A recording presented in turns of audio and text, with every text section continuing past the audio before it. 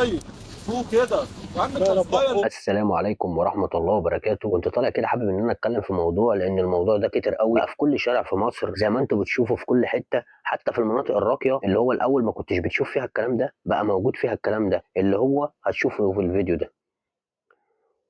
اركن على جنب يا ابو الحاج. خش على جنب.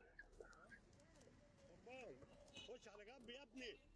ما خلاص هو عربيه هتخبطك. انت ليه توصل نفسك لحاله زي كده؟ ليه بتختار نفسك كده؟ ليه بتختار نفسك بنفس الصوره دي؟ ليه انت عايز نفسك تبقى وحش كده؟ ليه عايز الناس تبص لك بالطريقه الوحشه؟ انت شايف نفسك عامل ازاي؟ يا ريت الفيديو ده يوصل لك، اقسم بالله يا ريت الفيديو اللي انا منزله ده يوصل لك عشان تشوف منظرك. اقسم بالله يا ريت الفيديو اللي انا منزله ده يوصل لك عشان تشوف منظرك. ده يرضي مين؟ دي الامانه اللي ربنا مديها لك. ما تقوليش هموم، ما تقوليش اعذار، لان ما فيش اعذار توصل للبني ادم للدرجه دي. ما تطلعليش بقى اي مبررات ملهاش مبرر. خلي بالك الادمان ده بيوصل لدرجه معينه بيكسر العشاشه بتاعت العظام كلها، فما ينفعش ترجع تاني، ما ينفعش. وعايزين تطلعوا من الحاجه ديت، اسجدوا لله وحده وادعوا لربنا، ادعوني استجيب لكم، وربنا بيغفر وربنا بيرحم وربنا بيساعد. طول ما الانسان في نيته ان هو يمشي سليم ربنا هيقف معاه، ربنا هيساعدك. كلمتين لوجه الله، فوق لنفسك قبل فوات الاوان. خلي بالك ليه حساب، كل الحاجات دي لها حساب. ما تفتكرش تقول يا رب انا مغيب فمش هيحاسبني، لا، ربنا خير للانسان واداله العقل عشان يخير نفسه بين الصح والغلط. فيا ابني فوق لوجه الله تعالى، ما تشوفش نفسك في الصوره ديك.